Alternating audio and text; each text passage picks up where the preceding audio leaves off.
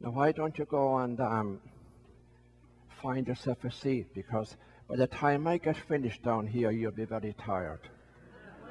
Yeah, so there's room here. Come on, don't be shy, because I'll be worried about you in case you collapse. And you're with the little child. Come over here. There's a seat there. Yeah? I'd hate people to collapse during the homily, you know. Now I know, yep, good. And it's nice when you come to Mass to be close and intimate, and nothing wrong with that. Now, just as I said to you, today is the feast of the Ascension, and I'm going to begin with something you probably know, because I know some of you love opera, and you'll have heard of Puccini, Giacomo Puccini. He lived in the early 20th century.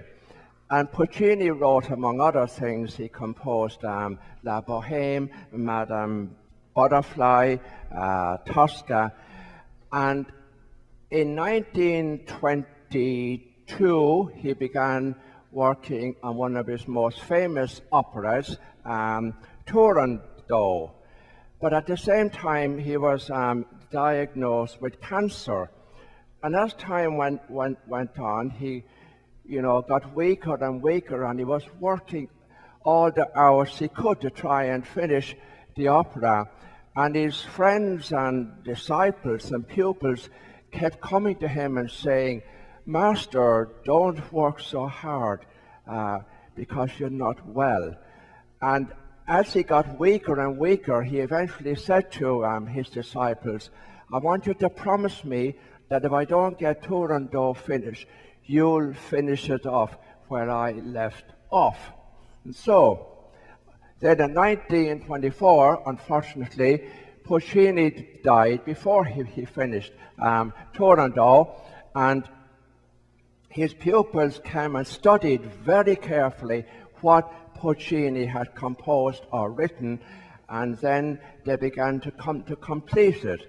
And in 1926, at the La Scala Opera House in Milan, it was premiered or performed for the first time, and Toscanini was the conductor.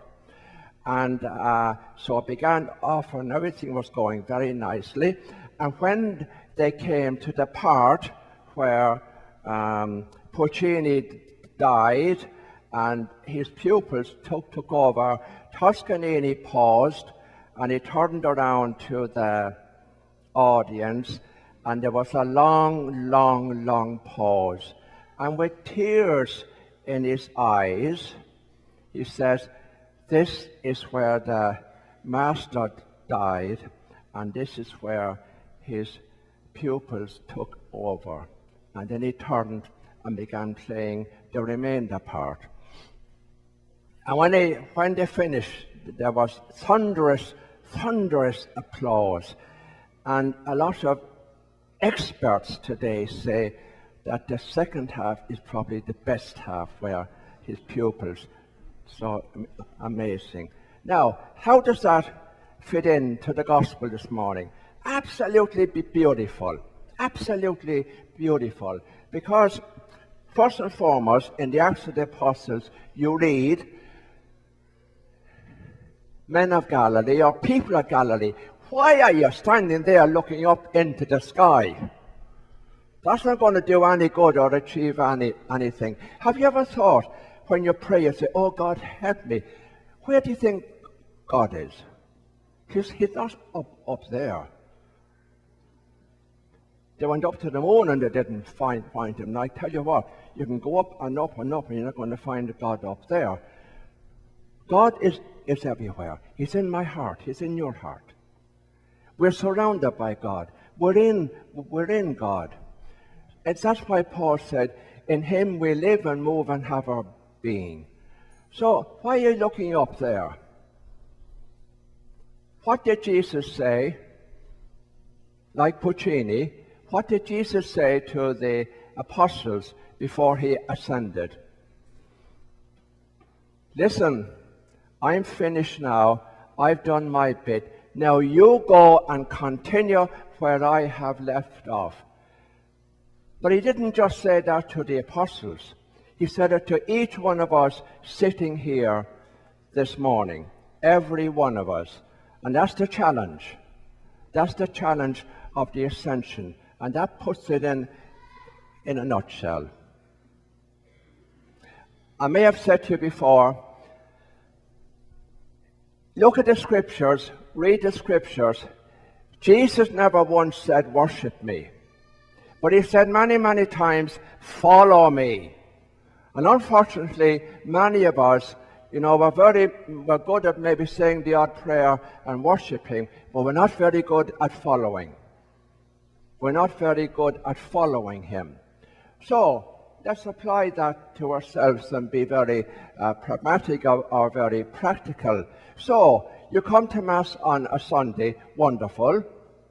But what about Monday, Tuesday, Wednesday, Thursday, Friday, and Saturday? When you go out that door this morning, you're going into a very secular world. Very secular. We live in a post-Christian era.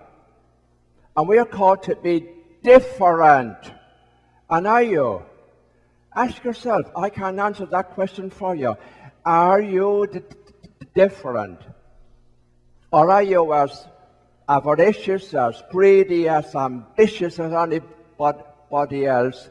Are you as consumer-oriented as anybody else? What are your values? What are your values? Do you want to have more and more and more? What are your values? Seriously, look, that's what Jesus is saying to us in the Ascension. What are your values? I want you to go out there and spread the good news. And what is the good news?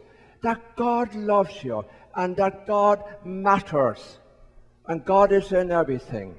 When people look at you, what impression do they get? Are they impressed by your behavior, by the things you do and say? Or are you, where you work or where you play or where you live, no different from anybody else? Only you can answer that. It's a tough question. It's a difficult question, but you have to answer it. You have to look into your own heart. What really is important in my life? What gets me out of bed in the morning? What inspires me?